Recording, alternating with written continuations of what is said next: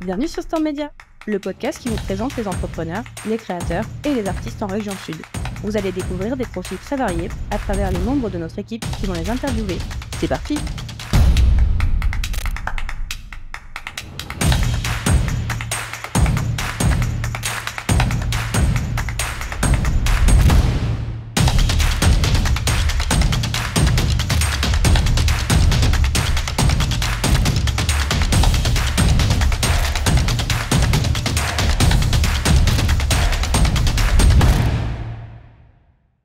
Bonjour Stéphanie. Bonjour Salomé.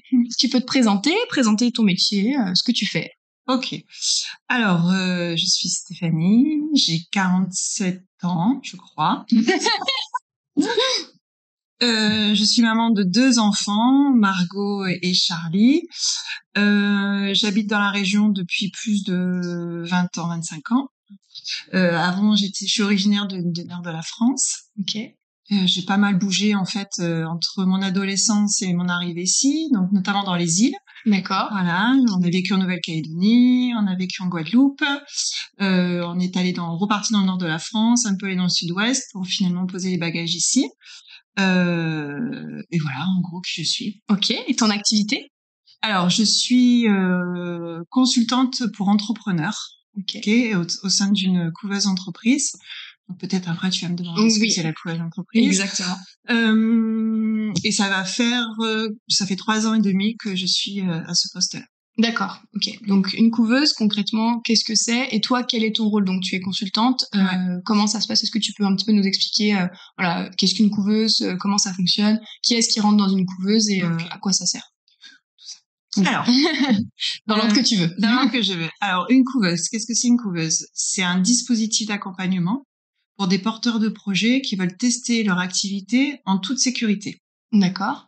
Pour faire ça, en fait, le principe, c'est que on apprend en fait le métier d'entrepreneur grâce à de la formation, de l'accompagnement. Je rentrerai dans le détail si tu veux après. Le principe aussi, c'est qu'ils ont un hébergement juridique. D'accord. Donc, on leur prête un numéro SIRET, un compte bancaire professionnel, et une assurance. Enfin, ils ont tous les outils administratifs pour pouvoir tester leur activité. Ils gardent le statut qu'ils ont en fait antérieurement. Donc au niveau des droits, ils gardent leur droit au chômage s'ils ont leur droit au chômage. Ils peuvent tester leur activité s'ils sont salariés aussi. Ils sont pas obligés de s'immatriculer. D'accord. Okay. Ils ont l'accompagnement individuel aussi pour avancer. Et ils ont aussi un dispositif de réseau d'entrepreneurs en fait pour réseauter, rencontrer d'autres personnes qui sont comme eux quoi. Ok, donc c'est vraiment global. Est-ce qu'on peut donner un exemple, par exemple, donc je rentre dans la couveuse, je suis anciennement salariée d'une entreprise, par exemple j'étais chez Storm, et puis je veux me mettre indépendant, mais je suis pas totalement sûre. Ouais. Donc l'idée c'est, je viens voir la couveuse, vous me donnez un numéro de SIRET, et après vous me dites, voilà, t'as le droit au chômage parce que t'étais salarié et que t'as une rupture conventionnelle, idéalement, si je suis pas... Alors en fait, c'est les personnes, ça dépend, il y a plusieurs cas de figure. En fait, il y a quelqu'un qui veut tester un projet professionnel, ok. Soit il est déjà au chômage, d'accord. Voilà, parce que c'est pendant sa réflexion au chômage qu'il veut. Soit il est en poste salarié, il est à mi-temps, parce qu'en temps complet on peut pas, mais il est à mi-temps, il dit j'aimerais bien essayer une autre activité ou faire un complément de revenu. Je sais pas trop encore, j'ai pas envie de m'immatriculer, tout ça. Il peut rentrer aussi dans la couveuse. Il peut y avoir plusieurs raisons. En fait, l'idée c'est de dire j'ai vraiment un projet pro, j'ai envie de le tester. D'accord. Et j'ai envie d'être suivie et encadrée. Je sais pas encore le statut que je veux prendre. Le statut de micro-entreprise, c'est pas forcément le meilleur des statuts. Et puis j'ai envie d'être accompagnée et j'ai envie d'être avec d'autres personnes. Donc ce qu'il fait, c'est qu'il nous trouve. En fait, déjà il faut trouver la couveuse. Okay. Une fois qu'il nous a trouvé, en fait, on fait un entretien. Alors chez nous, ça se passe comme ça, chez PCE, parce que je suis pro en création d'entreprise après. On fait un entretien préalable, on voit le projet, on voit si le dispositif correspond bien, ok. Et si ça correspond, il signe un contrat CAP, donc c'est un contrat d'appui pour le projet d'entreprise, ok. C'est ce qui vraiment, et avec ce contrat-là, il a un numéro SIRET. D'accord. Et là, il peut déclencher son activité. Ok, donc lui, il a pas besoin après de faire toutes ces déclarations d'URSSAF. Non, on s'occupe de tout. C'est vous qui on est vraiment le support comptable administratif et l'accompagnement, conseil, suivi. C'est tout clé en main, quoi. Donc c'est tout génial. Et en plus, tu rencontres du monde, donc c'est trop bien. Ok. Est-ce que, alors, peut-être que tu peux d'abord présenter PCE et puis après, je te demanderai si vous avez des activités, des secteurs spécifiques, parce que tu dis entrepreneur, mais ça peut être un peu de tout. Voilà. Oui, alors PCE, c'est une couveuse qui est qui a été créée en 1999, donc voilà, elle a 22 ans d'existence. Historiquement, son siège est à Aix-en-Provence. On a des bureaux aussi sur Marseille. D'accord. On a ouvert une antenne sur Paris il y a 2 mois. Et on a là aussi le dispositif e-couveuse. Donc grâce à ça, on peut accompagner des personnes sur tout le territoire français, métropole, et en outre-mer aussi. D'accord. On est une structure de 6 salariés. Donc il y a le président, il y a 3 consultantes, on reviendra dessus, une responsable comptable, une secrétaire, et en fonction des besoins, on a des apprentis aussi en chargé de com. D'accord. Voilà. Ok. Toi, du coup, tu es associé dans la couveuse ou tu es Alors on a un statut, on est une SCOP. D'accord. On était une association, on s'est transformé en SCOP. Ok. Donc le principe en fait, c'est que c'est les salariés en fait qui sont autonomes dans la gestion. Donc pour l'instant, on est 3. Donc la personne en responsabilité, c'est le directeur, Monsieur Nicolaï, et on est 3 associés en fait, avec 4 en externe qui nous occupons de la SCOP. D'accord. Voilà. Ok, super. Qu'est-ce que j'avais comme question? J'ai perdu ma question. Oui, si, pardon. Excuse-moi. Sur les métiers que vous accompagnez, donc tu as dit un entrepreneur qui a un projet. Est-ce que ça peut être un projet simplement, je veux me mettre consultant, par exemple, sur... je vais prendre un exemple, parce que du coup, c'est déjà en tête, mais par exemple, comme ce que fait Erwan, je vais être consultant avec une activité spécifique. Voilà, je vais être seule et j'aurai pas besoin d'avoir de bureau. J'ai juste envie de, passer seule plutôt que de rester salarié. Ou ça peut être quelqu'un qui a vocation à développer une entreprise. Enfin, est-ce qu'il y a des secteurs spécifiques? Est-ce qu'il y a des secteurs sur lesquels vous allez pas du tout? J'en sais rien. Par exemple, le pharmaceutique parce que c'est compliqué. J'en sais rien. Mais... En fait, c'est réglementé. Il y a des professions sur lesquelles nous on peut pas intervenir. Donc tout ce qui est lié au bâtiment par rapport à la décennale. Profession libérale aussi. D'accord. Et quelques professions aussi, si on est d'ordre éthique, si ça fonctionne pas, on n'accepte pas. D'accord. Il peut y avoir des professions aussi en termes d'assurance, mais là on peut prendre des assurances complémentaires. Donc par exemple, on a quelqu'un qui fait la plongée bien-être. Oui. Du coup, sur la plongée, l'assurance qu'on a elle ne suffit pas, elle a pris une assurance complémentaire. Mais voilà, c'est les professions liées au bâtiment et les professions libérales. D'accord. Après, nous, dans la couveuse PCE, on accompagne on est une couveuse généraliste, parce qu'après il peut y avoir des couveuses plutôt dans le secteur, on va dire culturel, économie sociale et solidaire. Voilà, il peut y avoir des thématiques. Nous, on est généraliste et on accompagne principalement des prestations au service aux entreprises dans le B2B. D'accord. Il y a aussi du B2C, pour ceux particuliers. On fait du e-commerce aussi, en fait. L'idée, en fait, c'est même si c'est on accompagne les personnes qui sont plutôt dans le statut d'indépendant ou qui veulent faire la preuve de concept de leur future entreprise, voir s'il y a un marché, s'il y a un potentiel, même eux en tant que chefs d'entreprise, s'ils veulent tester aussi leur posture, voilà, c'est le bon moyen en fait donc on est plutôt une couveuse dans ces domaines-là. Ok, bon c'est très bien. Je vais juste reprendre ma liste de questions pour pas dire de bêtises et rester dans mon ordre. Est-ce que tu peux nous parler de ton parcours précédent, parce que du coup t'es pas dans la couveuse depuis 20 ans, donc t'as eu un autre parcours professionnel avant. J'ai eu une vie avant. Voilà, j'imagine. Et quel parcours scolaire t'as eu? Est-ce que c'est plutôt ton parcours professionnel qui t'a amené à aller vers la couveuse, une rencontre, ou est-ce que c'est lié à ton parcours scolaire? Est-ce que tu peux nous parler de tout ça? Ok. Alors, je vais partir de quand, en fait? J'ai fait, jusqu'au collège, j'ai fait, on va dire, une filière classique, jusqu'à la 3e. 3e, en fait, j'ai voulu m'orienter plus dans le technique, voilà. Donc, je suis partie sur un BEP vente. D'accord. En BEP vente, on m'a dit non, il faut pas continuer dans la vente, il faut plus partir en compta. Donc, la 2e année, je suis partie en BEP compta. De là, on m'a dit non, il faut retourner un peu dans la filière classique. Mais non, moi je veux faire du pro. C'est vrai en plus. Donc on m'a dit non, faut pas partir en bac pro, faut repartir en STG. Donc j'ai fait, je suis repartie en cycle, comment ça s'appelait à l'époque, compta et gestion, compta informatique, voilà. Donc j'ai un bac comptabilité informatique. Parce qu'à la base je voulais arrêter mes études tôt. D'accord. À la base. Je voulais travailler, je voulais arrêter mes études. Donc, le bac, on m'a dit, non, il faut continuer, il faut faire un BTS. Donc, BTS, j'ai fait BTS gestion financière, administration gestion financière. Voilà. Et à la sortie du BTS, je me suis dit bon, finalement les études c'est pas trop mal. Ouais. Je vais continuer. Je vais continuer. Donc là, j'ai enclenché je suis repartie en fac d'éco. Ok. Donc j'ai intégré une licence économique, option ressources humaines. D'accord. Voilà. Donc là, j'ai commencé à découvrir. Alors j'ai vraiment adoré l'économie. Et j'ai découvert les ressources humaines. Donc j'ai fait licence et maîtrise. Et après, c'est pareil. Je me suis dit non, j'ai envie de continuer. Stéphanie est encore en études il y a 2 ans. Hein. J'adore ça en fait. Et je dis ouais, c'est chouette. Une fois qu'on a trouvé le rythme. Oui, oui. Et que voilà. Ça te plaît. Enfin, en plus, tout est complémentaire. La compta, la gestion, la RH. Oui, voilà. Ça va ensemble. Et du coup, j'ai fait un master en création et reprise d'entreprise. Ah, d'accord. Voilà. Ok. Donc dans ce master-là, on devait créer une entreprise, avoir un projet de création d'entreprise. Ok.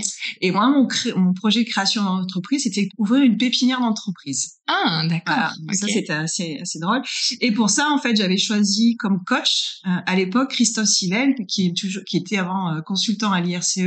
Okay. Et maintenant qui est directeur de l'IRCE. D'accord. Pourquoi c'est vrai que quand on le raconte, il y a quand même un petit fil conducteur. Et à l'intérieur de ces DSS-là, il y avait Benoît Nicolaï, qui était dans la même promo que moi. Okay. Voilà. Dans ce DSS-là, donc j'ai rencontré Christophe Sivel et qui avait fait une matière de management de la qualité. Et là, je suis tombée amoureuse de cette matière-là. Et là, j'ai dit, c'est ça que je veux faire plus tard. Ok. Donc, plus ce qui était responsable qualité, mise en place de normes, certification, tout ça. Du coup, j'ai fait un stage dans un cabinet d'experts comptables et de commissaires aux comptes, une antenne de Arthur Andersen, donc c'était A2A Consulting à l'époque. Et mon stage, en fait, c'était mettre en place les process, les organisations. De mon stage, ça s'est transformé en CDD. D'accord. Et de CDD, ça s'est transformé en CDI. Voilà. Donc, je me suis occupée pendant 17 ans là-bas. Alors, je suis passée par tous les stades. Oui. Stagiaire à côté des toilettes. Ah, jusqu'à... T'es où? T'es à côté des toilettes ou pas? Voilà, consultante junior, senior, et après responsable. Je m'occupais de tout ce qui était certification, mise aux normes des entreprises. Et puis au bout de 15 ans, 17 ans, j'avais fait un peu le tour en fait. Je voulais passer à autre chose, mais je savais pas trop ce que je voulais faire. Donc j'ai eu l'occasion en fait de pouvoir me poser. Donc et c'est là en fait, en partant de mon entreprise, j'ai fait une formation de coach. Ok. Voilà, parce que en fait, je m'occupais beaucoup des organisations, tout ce qui était management des organisations, conseil. Mais je sentais qu'il me manquait quelque chose. Et quand j'ai découvert le métier de coach, parce que je connaissais pas en fait. Oui, tu faisais sur le tas. Mais même les métiers de coach, comme il y a maintenant, ça va faire 5 ans, mais je connaissais pas. Ouais. Et quand j'ai découvert ça, je dis voilà, c'est ça qui me manque en fait, accompagner les personnes, comprendre les personnes, voilà.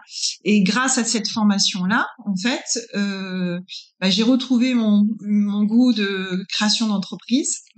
Sans avoir d'idée de création d'entreprise, parce que j'avais pas, voilà. Bon, tu voulais accompagner plutôt. Alors, j'ai réfléchi à retourner dans le milieu d'entreprise et retourner dans des pépinières d'entreprise ici et là. Donc, je suis partie à la rencontre des pépinières sur Marseille, Aix, et c'est là que j'ai re-rencontré Benoît Nicolaï. Et je lui ai proposé, en fait, que je voulais travailler dans les couveuses, voilà. Il m'expliquait qu'il n'y avait pas de poste et tout ça, et de fil en aiguille, il y a un poste qui s'est libéré, j'ai candidaté, et puis je lui ai posté. Génial. Voilà. Ah, c'est trop bien. Trop cool. Ah, c'est trop bien. Ouais, puis c'est une belle évolution. Super. Quelle est du coup la différence, parce qu'on a parlé du coup des secteurs et de comment vous fonctionnez, quelle est la différence du coup entre PCE et notre couveuse? Qu'est-ce que vous pouvez avoir en plus? Parce que du coup vous avez la e-couveuse. Est-ce que c'est ça qui vous différencie? Alors, le dispositif qu'on propose, c'est le même. D'accord. Okay. Chaque couveuse, on a l'hébergement juridique et un accompagnement. D'accord. Ok. Ce qui va différencier forcément, c'est l'accompagnement. Oui. Et on est vraiment sur des accompagnements. En fait, c'est vraiment de la relation de l'humain à l'humain, la formation qu'on propose. Donc, on propose toutes les couveuses proposent de la formation d'entrepreneuriat. Oui. Mais bon, voilà, on crée des modules différents. Et donc, en fait, ce qui va nous différencier, nous, je dirais qu'en fait, chez PCE, c'est ce qu'on nous dit, en fait, en termes de les couvées, hein, parce que quand on est entrepreneur dans une couveuse, on les appelle les couvées. On prend, nous, toute la dimension de la personne humaine. Okay. On est vraiment sur qu'est-ce que veut vraiment réaliser la personne dans son projet. On est vraiment sur un projet de vie qui va s'exprimer au travers de sa vie professionnelle. Et c'est ce qui ressort vraiment dans nos accompagnements, c'est qu'on prend vraiment en compte tout ça. On travaille beaucoup sur l'équilibre vie pro, vie perso, vers quoi on veut aller, c'est quoi les horizons, c'est quoi la vision. On est vraiment beaucoup là-dessus et comment le projet pro peut s'intégrer à ça, et pas l'inverse. Oui. Voilà. Okay. On est beaucoup, voilà. Et grâce aussi, notamment à la couveuse, en fait, on a c'est ce que les couveux aussi apprécient, c'est qu'on n'est pas que sur la dimension territoire, on rencontre d'autres personnes de d'autres territoires. Ça c'est génial. Voilà, ça c'est hyper enrichissant. Oui, et puis ça peut ouvrir des passerelles aussi. Bien sûr, On travaille beaucoup la communauté d'entrepreneurs, on propose des événements, des rencontres, des apéros, des déj, des petits déjeuners. Je retiens. Voilà, et on met beaucoup aussi parce que je sais que le nerf de la guerre d'une activité, c'est le réseau. Donc, voilà, on s'efforce de les faire se faire rencontrer d'autres chefs d'entreprise, d'autres réseaux professionnels, voilà, pour être dans cette dynamique de réseau et de rencontrer, d'échanger, d'ouverture. Voilà. Ça, c'est génial. Et puis, il y a aussi un aspect que t'as pas présenté, mais c'est les différents consultants que vous êtes chez PCE. Vous êtes assez complémentaires, vous avez un peu chacun votre spécificité. Est-ce que ça, tu peux nous en parler? Parce que je sais que tu es là, toi, Laurence, et je sais pas qui. Et après, il y a Eva Baranès qui vient nous rejoindre dans la couverture. Voilà, je sais pas. Donc, en fait, oui, on a chacun, en fait, on a le tronc commun de l'accompagnement. Ok. Laurence et moi-même, on est certifiés coach. D'accord. Donc, c'est des outils qui peuvent nous servir, en fait, dans l'accompagnement et dans l'approche. Moi, je suis plutôt orientée, en fait, sur la définition de l'offre, la structuration de l'offre, l'organisation, avec Madame Process et tout ça qui revient. Et puis, Laurence, elle fait la même chose aussi, mais elle a aussi une fois compétente dans tout ce qui est communication, marketing. Et Eva qui vient de rejoindre l'équipe, elle complète avec toute la partie qui peut être gestion de projet dans la globalité. Ok, avec l'aspect financier aussi. Et elle évolue aussi un peu dans le monde des startups. D'accord. Voilà, donc hyper complémentaire. Et Benoît Nicolaï, qui est le directeur, et il y a une très très forte connaissance en fait de la structure, de la réglementation, des dispositifs, voilà. Plus juridique. Et tout ce qui est cadre réglementaire, ce qu'on peut pas faire. Puis avec tous les accompagnements qu'il a fait depuis 18 ans, voilà. Il connaît bien une bonne expertise son sujet. Ok, trop bien. Est-ce que tu peux nous parler de ta journée type? Est-ce que tu as une journée type? À quoi ça ressemble? Comment ça se passe? Parce que du coup, tu parles d'accompagnement. Est-ce que toute la journée, tu es en accompagnement? Alors, ou est-ce que tu as un rythme? Dans ta semaine, peut-être, je sais pas. Alors, on va dire plutôt dans la semaine, mais c'est très varié, en fait. Donc, généralement, il y a toujours un bon temps de lecture de mails, parce qu'on reçoit beaucoup de mails, ça, c'est certain. Après, on fait des entretiens, des rendez-vous avec les entrepreneurs. Donc, c'est généralement des rendez-vous de 45 minutes à 1h30. Okay. Là, on fait vraiment un plan d'action, en fait, qu'on suit avec eux. Et généralement, on les voit une fois par mois. D'accord. Et en fait, c'est assez rythmé, c'est cadré, en fait, et on voit où est-ce qu'ils en sont par rapport à la feuille de route qu'on a établie ensemble, les difficultés, s'il y a des blocages. Enfin, là, on fait le point, en fait, avec eux. Ça, c'est les rendez-vous avec les couvées. Quand il y a des personnes qui viennent se renseigner sur la couveuse, qu'on appelle les rendez-vous candidats, on a des rendez-vous candidats. Donc, on explique la couveuse, on décortique ce qu'ils veulent faire, le projet, si ça correspond, s'il faut les orienter sur d'autres structures, s'ils sont bien chez nous, voilà. Il y a tout ce qui est aussi animation des ateliers et des formations, parce qu'on fait tout en interne. Donc, il y a aussi tout ce qui est la préparation des ateliers, l'animation des ateliers, tout ce qui est préparation et animation des événements, comme on peut faire, des déjeuners, tout ce qui est réseautage, sortie dans des événements, voilà, toutes les réunions internes qu'on peut avoir, tous nos supports com qu'on doit travailler aussi. Voilà. Je t'ennuie pas. T'as de quoi faire. C'est ça. On ne chôme pas chez PCE. Très bien. Bon, je passe du coq à l'âne parce que j'ai mélangé mes questions, j'aime bien changer les sujets un petit peu. Si tu devais écrire un livre, de quoi tu parlerais? Est-ce que tu aurais un sujet de prédilection plutôt professionnel, personnel? Est-ce que tu as une passion qui t'anime, sur laquelle tu aimerais partager des choses ou pas forcément? Non, mais en fait, toute cette période, en fait, et l'accompagnement, je sais pas ce que j'écrirais, mais ce serait plus sur le développement personnel. D'accord. Voilà. Bien prendre de temps. Ce qui est important, c'est bien de savoir qui on est, en fait, et ce qu'on a envie de faire. Donc, ce serait plutôt donner des outils, ce que j'aime bien, en fait, avoir des outils pour avancer. Donc, ce serait plutôt de ou plutôt de comprendre et de savoir se décoder pour aller vers ce qu'on a envie de faire. Ouais, pour être le plus adapté en adéquation à son besoin. Et qu'on se sente bien. Ouais. Ok. Voilà. Qu'on trouve bien sa place. Parce que le développement personnel, c'est aussi quelque chose qui fait partie finalement du coaching et de l'accompagnement. Ça va ensemble. Finalement, t'accompagnes la personne, c'est pas que professionnel. On peut pas parler que du business, c'est pas possible. C'est-à-dire que si il y a quelque chose, on voit des fois ça bloque, mais il y a un travail à faire sur soi-même avant. Et il faut bien que les gens ils comprennent aussi ce qu'ils aiment pas, si dans quoi ils ont envie d'évoluer, pourquoi ils ont envie d'évoluer. Donc ça fait vraiment partie de notre métier. Ouais, toi t'es plus leur guide quoi. Ton métier de rêve enfant, c'était quoi? Archéologue. Ok, très bien. T'as une raison ou pas forcément? Non, en fait, je me souviens que j'avais été marquée quand je sais plus en quelle classe on nous apprend ça. Je crois que c'est CM1, CM2, tout ce qui est avec l'Égypte. Oui. Et j'ai toujours été fascinée en fait par le passé. Voilà. Ok. Donc archéologue. Ouais. Très bien. Ouais. Ça marche. Quel conseil tu pourrais donner à un jeune ou à quelqu'un, pas forcément un jeune, enfin j'ai marqué un jeune parce que voilà, je me dis quelqu'un qui voudrait soit travailler en couveuse, soit un couvé qui veut venir mais qui n'ose pas venir demander des renseignements pour passer à cette étape. Quel conseil tu pourrais lui donner dans les deux cas de figure? Il y a pas qu'il se fasse confiance et qu'il ose franchir en fait l'étape en fait c'est de rencontrer du monde, de se poser en fait et déjà d'exprimer ce qu'il a envie en fait, donc qu'il y a pas de limite, puis il y a rien à perdre, il y a rien à perdre, voilà.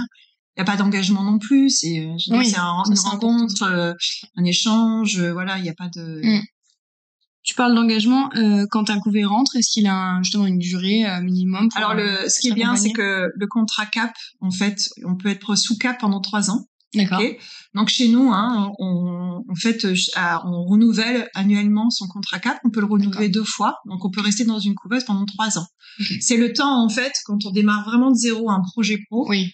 Alors 3 ans, ça peut paraître énorme, c'est le minimum. mais en fait, quand on se lance dans une activité professionnelle et qu'on vraiment démarre de la structuration de son offre, c'est le temps qu'il faut pour mettre en place les fondations. Mais oui, démarrer jusqu'à ce que ça roule et que voilà. Alors même 3 ans, nous dans la couveuse, c'est qu'on fait vraiment, on pose les fondations, on travaille la structuration jusqu'à le développement, voire la visibilité sur le futur potentiel chiffre d'affaires, quoi. Voilà. Bah oui, bien sûr. Parce que tu veux pas les lâcher dans la nature et leur dire, t'as fait 3 ans de couveuse et après, ça viendra que pour quoi. En fait, après, à la sortie, justement, quand ils sortent de la couveuse, il peut y avoir plusieurs sorties. Des fois, on me dit, c'est quoi une bonne sortie de la couveuse? C'est quoi votre taux de succès et tout? Et en fait, il y a toujours une sortie de couveuse. En fait, on est là pour valider et tester une hypothèse. Okay. Donc, soit on teste l'hypothèse que, on veut bien créer son entreprise et que ça nous plaît, on aime bien ce statut-là. Donc, c'est OK. On crée son entreprise et c'est une sortie positive. On se rend compte que ça plaît pas, que ça va pas, et qu'on veut retourner dans le salariat et que finalement on était bien, c'est une sortie aussi positive. Bien sûr, oui. On rencontre d'autres personnes, on réintègre une structure, on développe, on s'associe, c'est une sortie positive. En fait, c'est un schéma. Voilà, et profil. En fait, il y a des personnes qui rentrent dans la couveuse en tant qu'un salarié en disant je ne veux pas retourner dans le monde de salariat, mais finalement ils se rendent compte que c'était travailler autrement, travailler différemment, de se reposer, et finalement le salariat c'était pas si mal que ça. Oui, parce qu'on se rend pas compte de tout ce qu'il y a derrière en fait. Il y en a beaucoup qui pensent que tu gères ton entreprise et puis hop ça rentre. Non mais on pensait qu'on n'était pas bien, mais finalement en fait quand on travaille sur soi et qu'on fait du développement personnel aussi, on se rend compte, on sait après ce qui va et ce qui va pas. Oui, puis il y a des profils plus ou moins adaptés à aller vers du salariat ou vers de l'entrepreneuriat. Enfin, oui, voilà. Donc ça permet de tester ça aussi, quoi. Ok, très bien. Comment tu perçois l'évolution de ton métier? Est-ce que tu penses qu'une couveuse c'est quelque chose qui est voué à durer? Est-ce que tu penses qu'il y aura toujours besoin d'accompagnement? Moi, je suis persuadée que oui, parce que de toute façon, c'est essentiel. Ça, c'est essentiel. On est vraiment sur de l'humain, de l'accompagnement à l'humain. Et je vois et je sens que de toute façon ça prend encore plus ampleur. Et en plus là les gens se rendent compte maintenant qu'on travaille beaucoup sur les émotions, se rendent compte que pour être bien il faut vraiment que on s'occupe bien de la personne dans son intégrité. Donc effectivement de l'accompagnement il y en aura toujours, ça c'est certain. C'est clair. La couveuse, moi je trouve que c'est vraiment un excellent dispositif, voilà, qui se mériterait d'être encore plus connu. Et de plus en plus maintenant de personnes vont multiplier en fait leur activité professionnelle. Donc il y aura plus le schéma du CDI toute sa vie sur une entreprise. J'ai envie de tester, j'ai envie de multiplier mes sources de revenus, j'ai envie de voir comment ça fonctionne. Donc oui, En fait, je pense que ça va évoluer. Ok, donc le contrat cap va aussi évoluer. Et comme nous, on a évolué avec la couveuse, avec la e-couveuse. Oui, bien sûr. Donc il y a des Vous adaptez, voilà. Vous on est plus en présentiel, on est en digital, on a des formations hybrides, mais l'humain. Ça reste la base. Ça va rester au cœur de. C'est pas un robot qui t'accompagne. Non, c'est impossible. Il pourra pas comprendre pourquoi tu vas mal et chercher. Non, c'est clair. Si tu pouvais vivre n'importe où dans le monde, parce que tu nous as dit qu'au démarrage que tu avais un peu voyagé, pas mal voyagé même, où est-ce que ce serait? Est-ce que tu aurais un lieu idéal? Si justement la couveuse devient 100% digitale, par exemple, tu irais poser tes valises où? Ouais, alors j'ai été très marquée par la Nouvelle-Calédonie, en fait, donc moi j'ai besoin de vivre à côté de l'eau, dans la nature, vraiment un peu... je serais un peu comme dans une grotte où il y aurait de la connexion, mais enfin voilà, j'ai besoin d'être vraiment dans la nature, proche de l'eau, j'ai besoin des éléments de la nature en fait. Alors j'ai plusieurs autres questions, j'ai plein de questions parce que voilà, on se connaît et donc j'ai plein de choses à te demander. Est-ce que déjà tu pourrais nous partager tes 3 livres favoris, 3 livres qui t'ont marqué? Alors j'ai pas vraiment des livres favoris, j'ai plutôt des domaines en fait. D'accord. J'aime beaucoup, forcément lire les livres, tout ce qui a trait au développement personnel. Ok. Tout ce qui est la PNL, les communications, le prendre soin de soi. Il y a un autre domaine que j'aime beaucoup, c'est l'Ayurveda. Ok, c'est la médecine indienne. Donc ça, je lis beaucoup de livres. Après, je suis plus des revues. D'accord. Voilà, j'ai plein de bouquins en fait, et je pioche en fonction. Mais j'ai pas de livres vraiment qui m'ont marqué, des livres phares. Quoi. Mais par contre, je sais qu'il y a des newsletters ou des comptes que t'aimes bien suivre. Est-ce que tu peux nous les partager? Parce que ça, pour le coup, je sais que t'as quand même certaines. Ouais. Alors j'ai deux personnes quand je suis rentrée dans le monde de l'entrepreneuriat, de l'accompagnement. Je me suis inspirée de beaucoup de Thomas Burbidge. Je trouve, il me correspond vraiment. J'adore son approche pédagogique. J'aime beaucoup sa personne. J'aime bien comment il apporte en fait la notion d'entrepreneuriat et voilà. J'aime bien baigner dans son univers. Et j'ai découvert aussi Alexandre Dana de Live Mentor. Et oui. Génial. Ouais, et que j'aime beaucoup aussi leur approche. C'est complètement c'est différent, mais c'est deux formateurs, 2 écoles, vraiment où l'humain. Oui. Ah, mais c'est au cœur de. Voilà, ils sont au cœur de l'accompagnement, donc je m'inspire beaucoup d'eux. D'accord. Ouais, c'est bien. Parfait. J'allais dire quelle est la personne qui t'inspire, mais donc du coup tu nous donnes la. Après, même eux, c'est vraiment. Voilà, quand je suis arrivée et je continue à me ressources avec eux, j'ai eu la chance de pouvoir les rencontrer tous les deux, faire des événements avec eux et j'espère qu'il y en aura d'autres. Et après, vraiment, ce qui m'inspire aussi, c'est tous les entrepreneurs que je vois. Quoi. Ah oui. Parce que ce qu'on disait encore ce matin avec ma collègue Laurence, ils sont tous inspirants en fait. Et quand on rencontre les gens, on se dit waouh. C'est fou en fait toute l'énergie qu'on peut avoir, toutes les convictions, toutes les valeurs, parce que ce sont des personnes avec des fortes valeurs qui viennent dans la couveuse, qui sont intimement convaincus. On veut changer le monde, hein. Donc, mais c'est vrai. Donc voilà, je suis beaucoup inspirée en fait. Ok, très bien. Est-ce que j'avais une petite question qu'on a rajoutée récemment parce qu'on s'est rendu compte que c'était quelque chose d'assez intéressant. Si on devait inviter quelqu'un d'autre au micro qui toi te plaît, ou quelqu'un que t'aimes bien, que t'apprécies, que tu penses pourrait avoir des choses à nous raconter, qu'est-ce que ça pourrait être? Une ou plusieurs personnes que t'aimerais, qu'on puisse convier sur Stand Média un de ces jours. Déjà moi, ma collègue Laurence Delétante. Ok. Voilà. Parce que je trouve que elle a son approche, elle a sa vision, voilà, et c'est quelqu'un avec qui je pense que ce serait intéressant aussi d'échanger. Voilà, je dirais Laurence. C'est déjà pas mal. Ouais. Laurence, on la connaît bien, donc très bien. Est-ce que tu as quelque chose que tu veux rajouter, une citation à nous partager, ou voilà, pour clôturer ce podcast, est-ce que tu as... Moi, ma devise dit toujours le vrai patron, c'est l'action. Et ça, c'est vraiment quelque chose qui caractérise bien aussi, c'est être dans l'action, et dans le moment présent. Voilà. Et une fois qu'on a ça, c'est bon, on est outillé. C'est parfait. Merci beaucoup d'être venu. Et puis on va partager les liens de la couveuse, et si tu as des choses que tu veux partager en plus, on listera tout ça. Merci beaucoup. Merci. Ça vous a plu? N'hésitez pas à nous suivre ici ou sur vos réseaux sociaux préférés et à nous laisser une note concernant le podcast. À très vite pour un nouvel épisode.